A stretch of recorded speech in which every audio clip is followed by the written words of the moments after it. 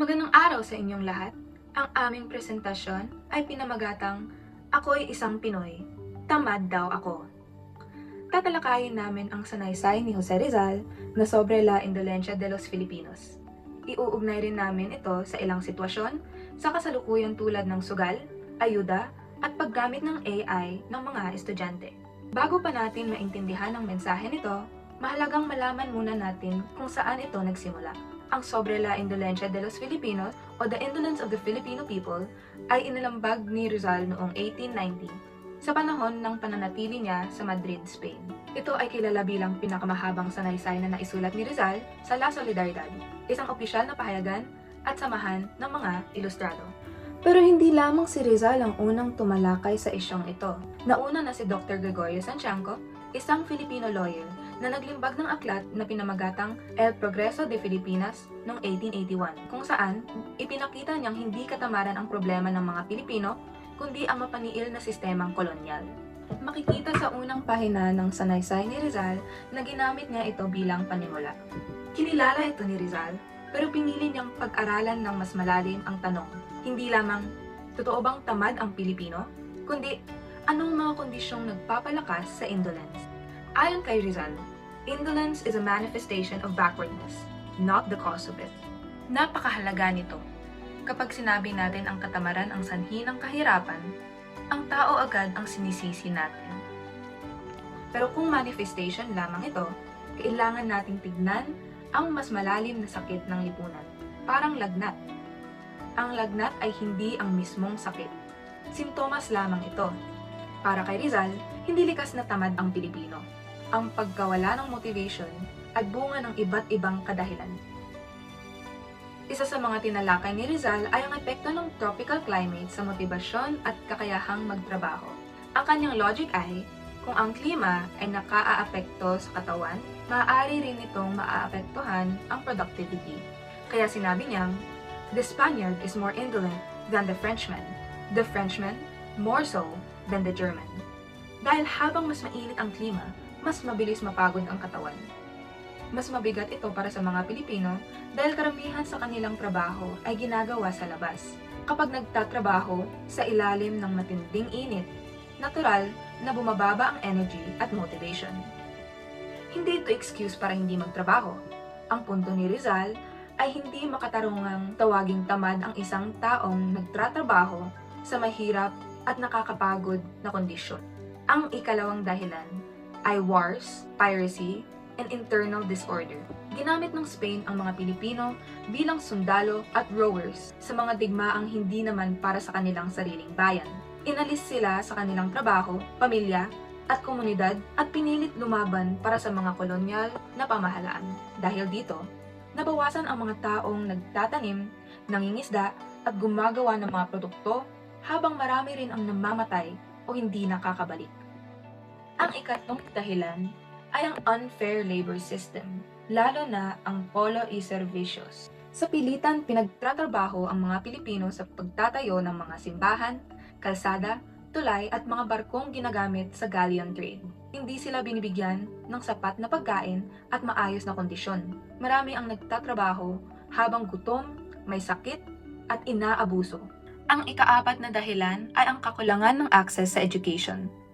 Hindi accessible sa maraming Pilipino ang formal education. Sa halip na mabigyan ng pagkakataong linangin ang kanilang intelekt at potensyal, marami ang ginamit lamang bilang laborers at pinagsamantalahan ng mga praile at opisyal na Espanyol. Ang ikalimang dahilan ay ang paggamit ng relihiyong upang pahinayin ang paghahangad na umunlad. Ayon sa mga curate, the rich man will not go to heaven. Dahil dito, mas lalong nadidiin sa isip ng ilan na ang pagkakaroon ng yaman o pagnanais na umasenso ay masama o makasalanan.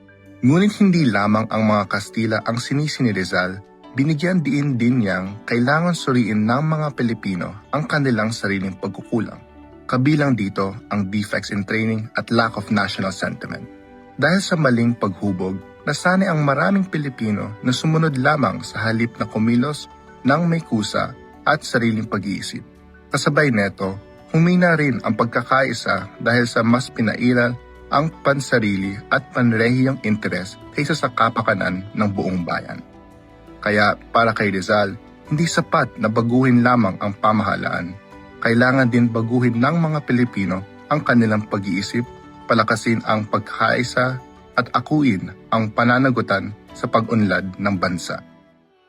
Ngayon naman ay ihambing natin ang mga argumento ni Rizal sa ating mga nakikita sa ating bansa ngayon. Ang una ay gambling. Ito ay matagal ng bahagi ng lipunang Pilipino. May mga anyo na nito bago pa dumating ang mga Espanyol.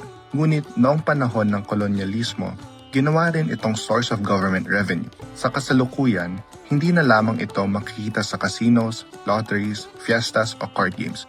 Lumawak na ito sa online casinos, betting applications, live stream games at influencer promotions. Dahil dito, mas madaling makita ang gambling bilang entertainment o paraan ng mabilisang pagkita. Madalas nating marinig ang linyang, baka ito na ang swerte ko, o isang panalo na lang, makakaahon na ako. Dito, makikita ang parallel sa essay ni Rizal. Binanggit niya na ang indolence ay lumalala kapag ang tao ay umaasa sa miracle sa halip na sa sariling effort at pagbabago ng sistema. Sa panahon natin, ang miracle ay maaaring mahilan tulad sa konsepto ng swerte. Hindi ibig sabihin na lahat ng nagsusugal ay tamad.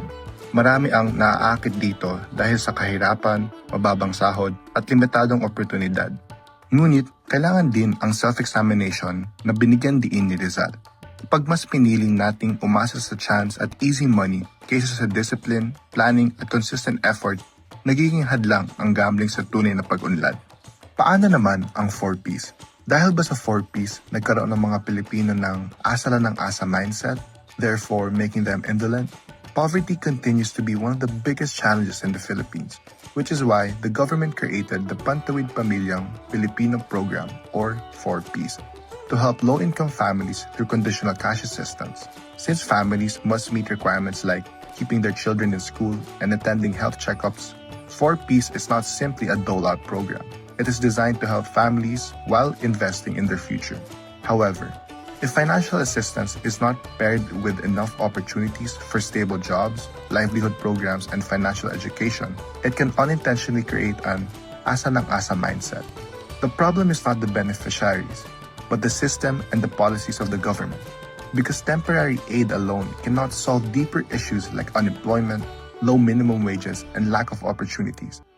This connects to Rizal's essay because he argues that indolence is often the result of social conditions rather than an inborn trait. Just as Rizal called for self-examination and better systems, lasting progress today requires not only assistance, but also opportunities that empower Filipinos to become self-sufficient. AI. Ang generative AI ay maaaring makatulong sa brainstorming, explanation, research at problem solving.